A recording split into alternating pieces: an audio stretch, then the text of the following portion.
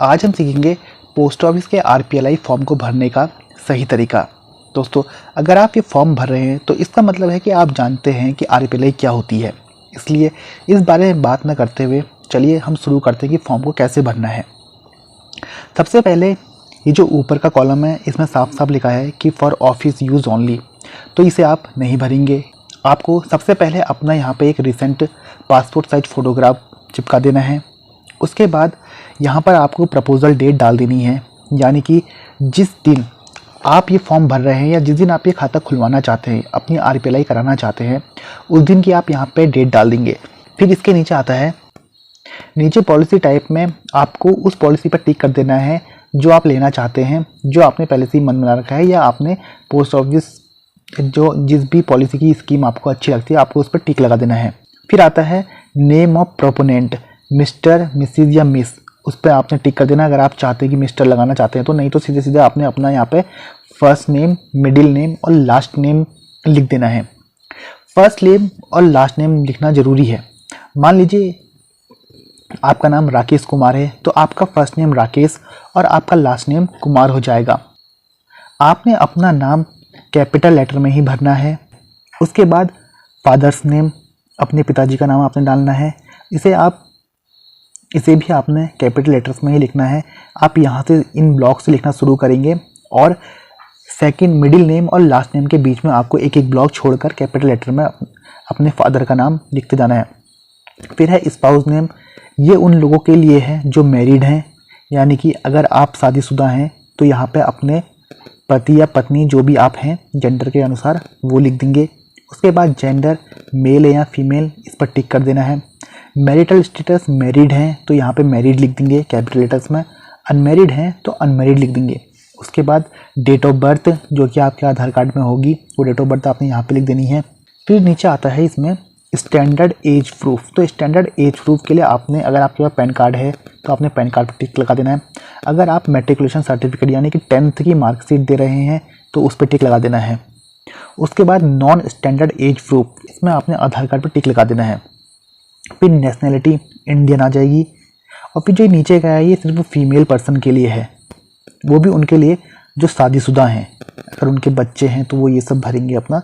और फिर उसके बाद आते हैं ये दो ऑप्शन। अगर आपके पास सेम यही वाला आरपीएलआई का फॉर्म है तो इसमें मार्क ऑफ आइडेंटिटी 1 और 2, यानी कि शरीर में आपके जहाँ पर भी कोई ऐसे निशान है जिनसे आपकी पहचान होती है तो उन दोनों, पहले नंबर पे आपने पहला डालना है और दूसरे नंबर पे आपने अपना दूसरा निशान भर देना है। फिर बारी आती है आपके एड्रेस की। कम्युनिकेशन एड्रेस, यानी कि इसका जो बॉन्ड और किताब आएगी वो आपको जिस एड्रेस पे चाहिए वो आप यहाँ पे लिख देंगे। यानी कि आप अगर कहीं बाहर रह रहे हैं अपने घर से और चाहते हैं कि आपको वो सब चीज़ वहाँ मिले तो यहाँ पे वो कम्युनिकेशन एड्रेस आपने डाल देना है इन सब के नाम से, विलेज, तालुका, सिटी, डिस्ट्रिक्ट वगैरह ये सब। अगर आपका परमानेंट एड्रेस और कम्युनिकेशन एड्रेस दोनों सेम है तो आपने यहाँ पर इस बॉक्स पर टिक कर देना है और पहले वाले को भर के दूसरे वाले को नहीं भरना है। अगर ये दोनों अलग अलग हैं, यानी कि परमानेंट एड्रेस आपका कहीं और है, कम्युनिकेशन एड्रेस कहीं और है, तो इन दोनों बॉक्सेस को आपने भरना है और पिन कोड जरूर डालना है। तो ये था पहला पन्ना जिसको इस तरह से भरा जाता है। अब आते हैं इसके सेकंड पेज पर। सेकंड पेज पर सबसे ऊपर है कॉन्टैक्ट डिटेल्स, यानी कि phone number with STD code. Phone number आपको यूज़ नहीं करता है तो आपने अपना मोबाइल नंबर यहाँ पर डाल देना है। उसके बाद ईमेल आईडी, अगर आपके पास ईमेल आईडी है तो अपनी ईमेल आईडी यहाँ पे लिख देनी है। फिर उसके बाद ऑक्यूपेशन एंड इनकम डिटेल्स, यानी कि आप जो काम करते हैं इसके अनुसार अगर आपका प्रोफेशन इसमें आता है तो उसमें आपने टिक लगा देना है। अगर इन सब के अलावा आप कुछ और काम करते हैं तो यहाँ पे अदर पर टिक लगा के यहाँ पर आप लिख देंगे। फिर नीचे आता है पैन नंबर, यहाँ पे आपने अपना पैन नंबर डाल देना है। फिर मंथली इनकम, जितनी भी आपकी सैलरी है या जितनी भी आप कमाई करना चाहते हैं, यानी कि जितना आप बताना चाहते हैं कि दिखाना चाहते हैं तो उतना आप यहाँ पे लिख देंगे। फिर उसके बाद ऑक्यूपेशनल एड्रेस, यानी कि आप जहाँ काम करते हैं उसका एड्रेस यहाँ पे डाल देना है। इसका एड्रेस डालना ज़रूरी नहीं भी, अगर आप चाहें तो डाल सकते हैं। ये दोनों चीज़ें आप स्किप कर सकते हैं, इन्हें छोड़ देंगे क्योंकि ये आपने पहले ही ऊपर भर दी हैं। फिर आ जाती है क्वालिफ़िकेशन, आपने जो भी क्वालिफ़िकेशन करी है उस पर टिक कर देंगे। आप जो भी आप जितना भी आप पढ़े लिखे हैं उस पर आप टिक कर सकते हैं।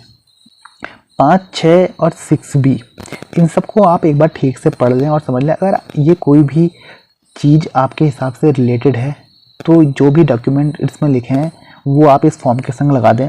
अगर नहीं है तो इन्हें छोड़ दें, इस पर ज़्यादा ध्यान न दें। फिर आते हैं नॉमिनेशन डिटेल्स पे। तो नॉमिनेशन डिटेल्स पे यहाँ पे आप सोल अलग अलग यहाँ पे ऑप्शन है नॉमिनेशन डिटेल्स। अगर आप सोल यानी कि सिर्फ सिंगल पर्सन को नॉमिनी बनाना चाहते हैं तो सोल पे टिक करके इस फॉर्म को पूरा भर दें। इसमें आपने क्या क्या भरना है, जो नॉमिनी है उसका फर्स्ट नेम, मिडिल नेम है तो मिडिल नेम, नहीं तो लास्ट नेम, वो भी कैपिटल लेटर्स में आएगा।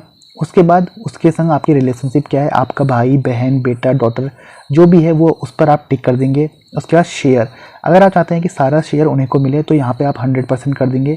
मेल फीमेल डाल देंगे, उनकी डेट ऑफ बर्थ और एज, साथ ही उनका कम्युनिकेशन एड्रेस और मोबाइल नंबर।